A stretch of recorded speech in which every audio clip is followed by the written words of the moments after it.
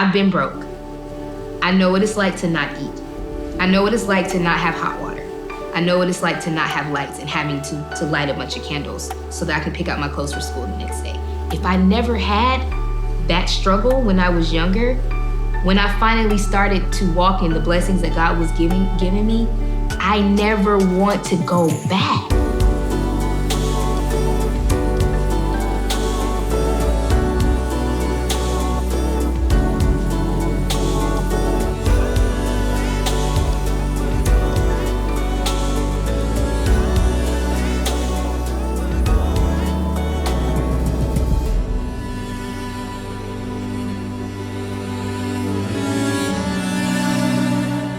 Hello. Hi. How are you? I'm great. So happy you are here. Thank and we're you. able to chat. Yes. You are a phenomenal, aka a beast in the entertainment field. Thank you. In the arts, I mean, from singing to acting. When did you know that it was a path that you felt like you needed to follow?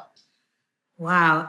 You know what? I honestly feel like when I felt like I was being led there comes a point in your career where it's just like you have to. You know, it's not even a desire anymore, as much as it is a calling or a pull. So how did you know? What was that feeling that you knew was a calling and a pull? It's like this feeling in your chest that you get. Maybe it's your heart. I don't know what it is. Maybe it's your spirit. It's a gumption. Whatever it is that you call it, it's almost like a magnet is pulling you to a place, and then you get to that place and you feel peace because you knew that you're supposed to be there. Yeah, that's good. And as we know, you booked an amazing role on Glee. Yes. So if we could talk about the Amber before you booked the role to the Amber of who you are now, because I just feel like we have this negative connotation or this proclivity as a culture to think, because the world knows you, you made it. And maybe you don't have to put the grind in or put the work in, or maybe, things flow or things are different. What was that transition like for you? The Amber that auditioned for Glee, she's still in there. And, I was 20 years old. I'm 36 now. That was 16 years ago. So it's a whole teenager since I was on that show. It was exciting. It was a whirlwind. It was something that I didn't know if I was ever going to make it to. It was a surprise. It was my first audition back into the industry, which let me know it was all God. You know what I'm saying? It was divine appointment. But that girl was extremely insecure, very, very green in the industry, a raw talent, and grew in that space to become someone that learned how to advocate for herself, grew to become someone that understands, like, you are talented, you are beautiful, you're worthy, you deserve to be here, but you're gonna have to work your butt off. You really are, because the spaces that you want to be in, most people will not make room for you, so you're gonna have to make room for yourself. And that's pretty much what I've been doing my whole entire career. So if it seems as though your confidence boosted and, you kind of learned who you are, you're fighting for your worth, all those things. What if someone hasn't booked that role, but yet needs to build that confidence, needs to know who they are? What would that look like? What do you believe is a way forward for them to building that confidence in who they are, even if they haven't gotten that role yet? Oh, man. The interesting thing about that is that's me sometimes. I do feel overlooked in some spaces. I do feel like, God, that next big thing, because Glee was so amazing for my career. It was a catapult to my career. Yeah. And I've gone on to do, awesome things after that. But the blessing and the curse of the business is you're only as, I guess, relevant as your last thing that you've done. You know what I'm saying? So what's next? And everyone's always asking, what's next? Even when you're in the middle of a project, people are asking, what are you doing next? And the blessing in that is that it keeps you driven and it keeps you focused. But the curse in that is you can feel very overlooked and get down on yourself. And for me, I just always try to, keep my faith and remember that my gift will make room for me. And not negating the fact that you have to work hard. And I think, and I'm not talking about Kim Kardashian work hard. That's not what I'm saying. I'm not talking about that. I'm talking about the actual, it's okay to be on your grind. Mm-hmm. It's okay. I just watched an amazing speech by Anjanou Ellis, and she talked about dark matter and how scientifically in, dark matter, that's where things form. And she was talking about how she did so many projects that weren't celebrated, and she was being celebrated in that moment. She said, I've done so many projects that weren't celebrated, but it fed my family. I've done so many projects that people may not have liked. And she was like, I have this movie with Will Smith, now. I may not have another movie with Will Smith, but I'm okay with working in the dark. Ooh.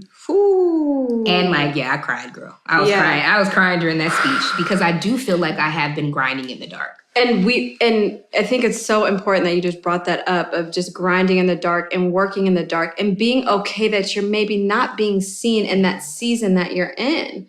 Because I feel like we have this propensity in the culture that we're in is to work to be seen, not work to fulfill the purpose or the call that we are supposed to fulfill, but we are just, look at me, or who's next?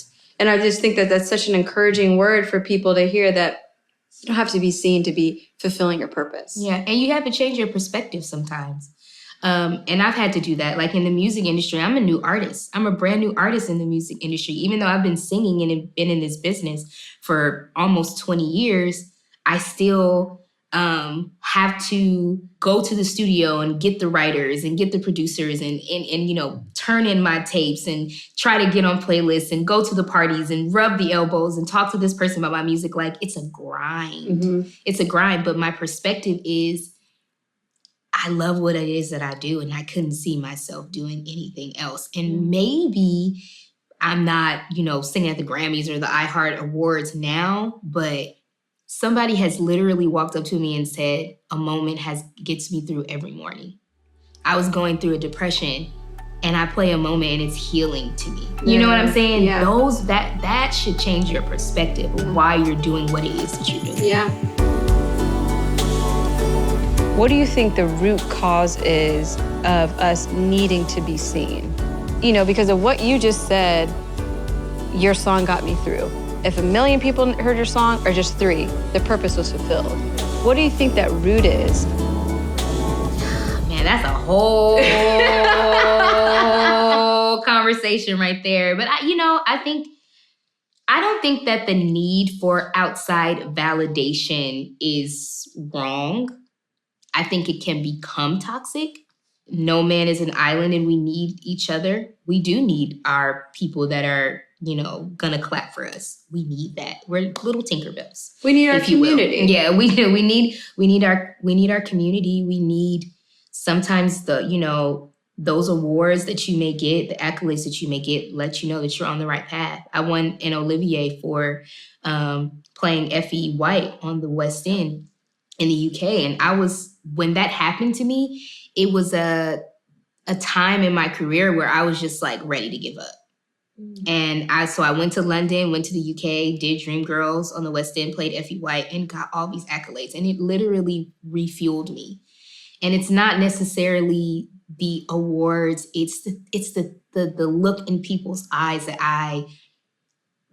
someone after a show said, I haven't cried in 10 years. And when you sang, and I'm telling you, I literally cried the rest of the show. Those moments that we pick at kind of let us know that we're on the right path. Yeah.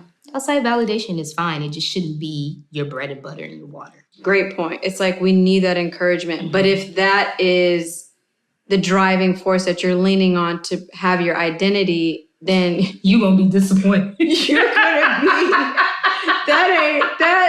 You ain't gonna make it. You're not gonna make it. You're not gonna make it. You're not gonna make it. That's good.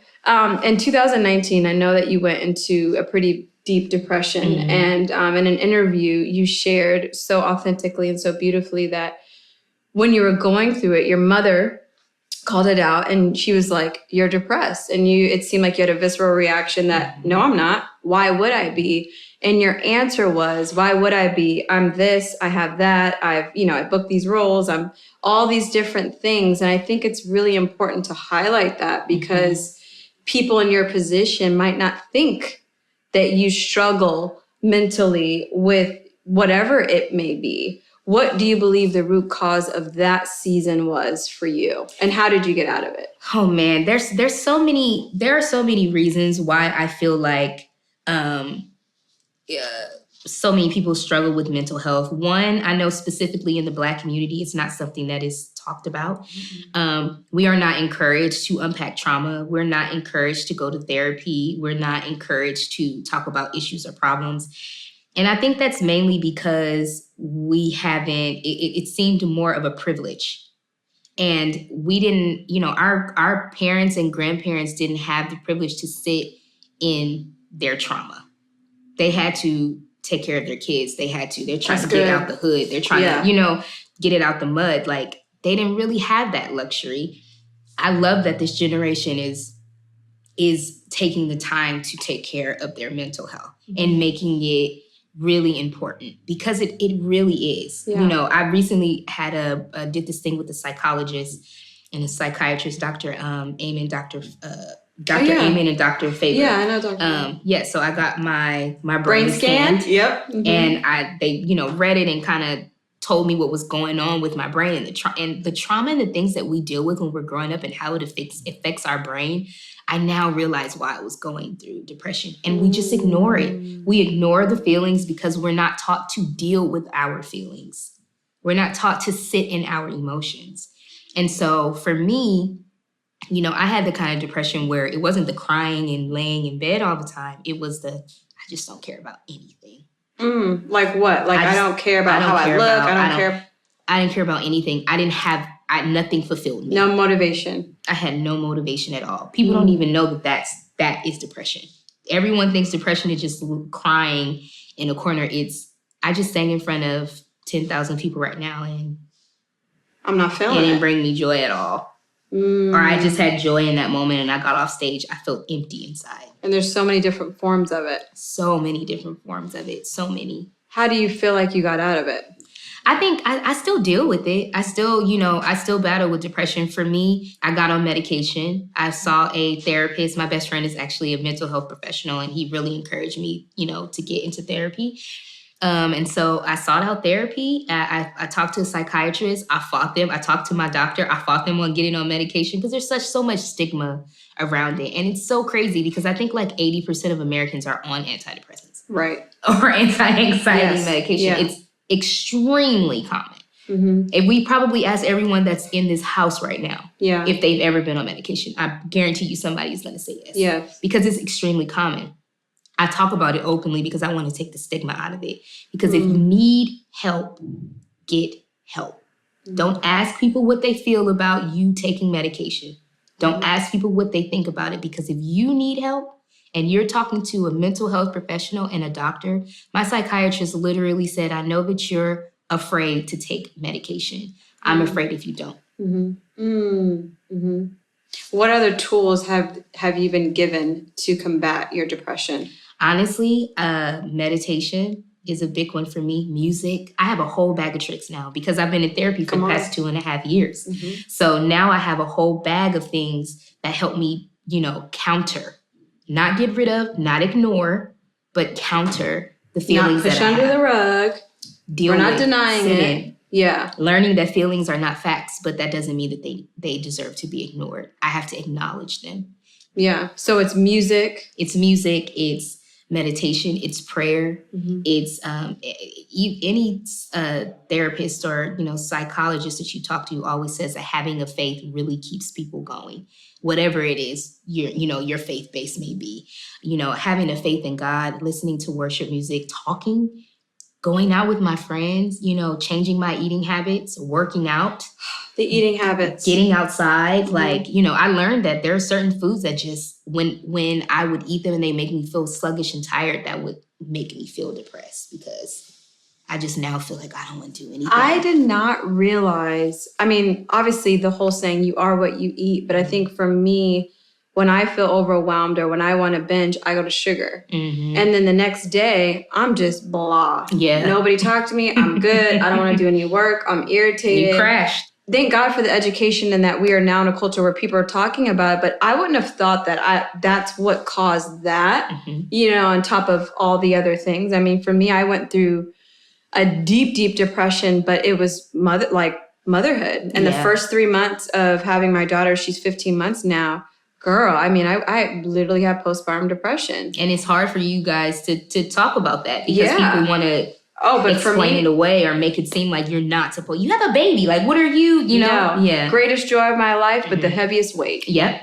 Yeah. The heaviest weight. But I had to figure out, okay, it's such a great blessing, but yet such a big weight. Okay, God, what do I do with this? How do I do this? Hormones are going out of whack, all those different things, but I had to get the tools. Yeah. And I still am in waves of it. Yeah. I'm still in waves of, as am I. Yeah. It comes and goes. And that's also an important thing for us to remember. There's no such thing as perpetual happiness. When I do mental health talks, I tell people you have to prepare for the ups as much as the downs. Come on. Because when you have a high up, you have to expect that down. Yes. And when that down comes, you got to know what it is that you're going to do to deal with it. Yeah. Yeah. I believe that we've been in the transition and the opportunity to transition out of the old and to transition into the new. What do you believe you transitioned out of and that you have transitioned into? Oh, wow. Because I know you've transitioned. Amber, oh my God, you've transitioned. I think I've transitioned out of worry. And I think that I've transitioned into more of a faith walk. I've definitely transitioned out of complacency, I would say, and transitioned into really going for what it is that I want, even if I fall flat on my face. How did you get out of the worry? Because we all deal with that, especially with the unknowns, the uncertainties. For me, I'm working on relinquishing control because I'm controlling, because I'm fearful, because I'm worried. How did you get out of that? I think I deal with it all the time. I think that I've just finally come to a point where it's like, prepare for what you can prepare for and then release what you can't. You don't know the outcome. Only God does. That's it. And always remember that your steps are ordered. Remember what the word says about you. Remember who God says that you are. You're a royal priesthood, my G. That's what his word says. You are loved. You know what I'm saying? And no one that loves you is going to let you fall. But you got to remember that. And you have to walk in that. Yeah. Every single day. Yeah. You have to remind yourself. There's so many things around us. So many outside things around us that are always going to remind us who we aren't. Who we aren't. But when you know who you are on the inside, nobody can shake that. How did you get there? Oh, my goodness. I think making a lot of mistakes, making bad decisions and learning from them. That's it. That's the one thing about me that I've learned in meditation is to be a student of life. Constantly the student. Yeah. And I think it's indicative of God working everything for good, because for you to say the way that you got to your freedom and understanding who you are is through all of maybe the past that you've derailed. Yeah. That and then absolutely. You're like, wait, hold on, what? And it's like, no, this is a lesson learned. The problem turns into the promise. And always understanding, remembering those times. And God always reminds me, I told you not to do that. And it's such a gentle, beautiful parenting thing. You're a mother, so you understand. And I know because of my mom. My mom's my best friend. Yeah. That's my. And you have a caregiver nature. Yes, that's my best friend, my mother. And mothers just have a touch. Okay, don't do that. All right, okay. And then they do it and fall, and it's like, okay, I told you not to do that, but I'm still gonna hold you while you cry. Yeah. It's that same thing where God was like, I told you not to do that. But his grace. I told you not to do that. Don't do it. You did it. All right, well, now I'm gonna carry you over, but you're gonna have to feel this pain. Because if you wouldn't have touched what I told you not to touch. Amber, you're going. And if you wouldn't have done what I told you not to do, it's why a lot of people, not to get into, too much of this, the spiritual, but when a lot of people blame God for stuff, I'm like, but were you praying and were you listening? Or did you just do and then you just expected him to pick up the slack? And that's what and that's just my personal Yeah. experience. There's so many things that when I look back, I could have been protected from. Yeah. Yeah. But I had to learn that lesson. I completely agree. And I want to ride that with you, that I also believe that we think that God only orders sunshine. He sometimes orders the rain. He sometimes orders the rain. And sometimes, yes, we shouldn't have made that decision, but he allowed us to make that decision so that he can do what he needs to do in us. To prepare us for our future. There's so many struggles that I had as a kid, so many struggles that I had as a child that I went through that has prepared me for where I am now. I didn't act a fool when I got into Hollywood the way that others did because of the foundation that I came from. I can't lose this. I've been broke. I know what it's like to not eat. I know what it's like to not have hot water. I know what it's like to not have lights and having to light a bunch of candles for so that I can pick out my clothes for school the next day. I know what that's like. That's real. I can't go back to that. If I never had that struggle when I was younger, when I finally started to walk in an overflow and I started to walk in the blessings that God was giving me, I never want to go back. Come on. Yeah. And if I didn't have the experience of knowing what the lowest felt like, I would have no healthy fear of it. Yeah. I would have, which is respect. I respect which is reverence. It's reverence. Yeah. I respect the position that God put me in. Come on. Ooh, that's real. You go in there, that's real. And don't despise the small beginnings. At all. Do not. We need it all. We need it all. Every twist and turn, every nook and cranny, we need it all. Absolutely.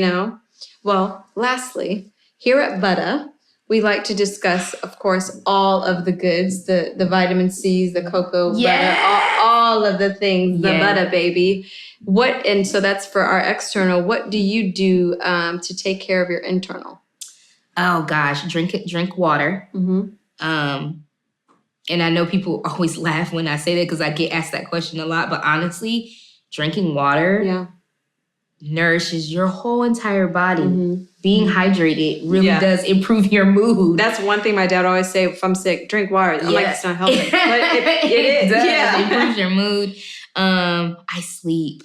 I get the proper rest. Good. I'll see y'all next time. I'm not going out tonight. At all. I went out last night. I'm getting my 8 hours in tonight. Come on. Love y'all. Yeah. Mean it. Yes. I sleep. I dance. I will put on music in my room in a second and just dance until I drop. Oh, I love it. I hang around my family. They're my lifeline. There's so many things. Good self-care. Your skin is glowing. You are beautiful. Could you tell us what your favorite Buttah product is? Oh my God, I'm sure everyone's gonna say this, the vitamin C. Oh, everybody. It's my vitamin C. It's my favorite. But I'm not gonna lie, my husband has gone several times in my cabinet I'm like, why is this lower than it was supposed to be?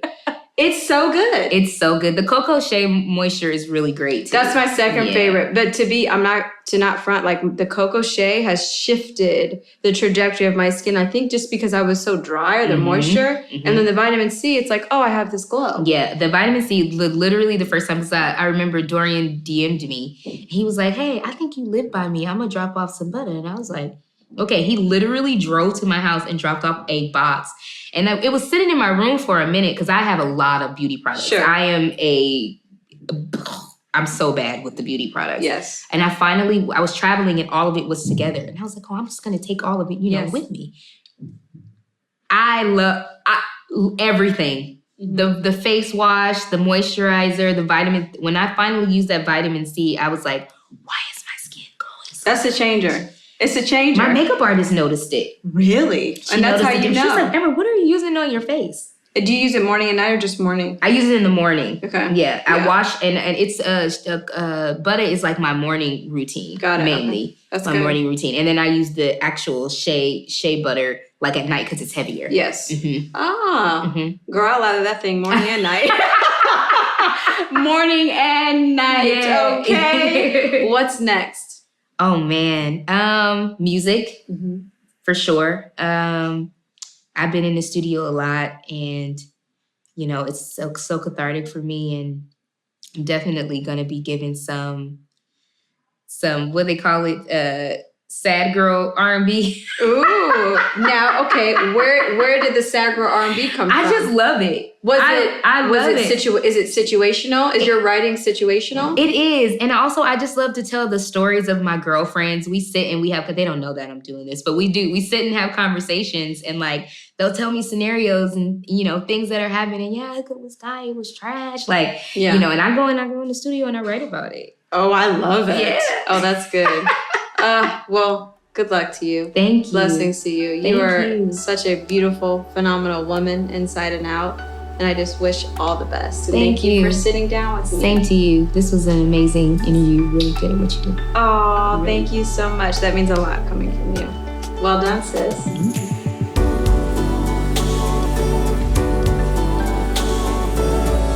So would you say if someone's watching that they want to maybe slow down but are fearful, what is one tool that you can give them? Break it down. Visibility. Is this why you're doing it? Money. Your needs are always met. Your needs are always met. Your needs are always met. You just have to be open to it coming in ways that you are not expecting. Your needs will always be met.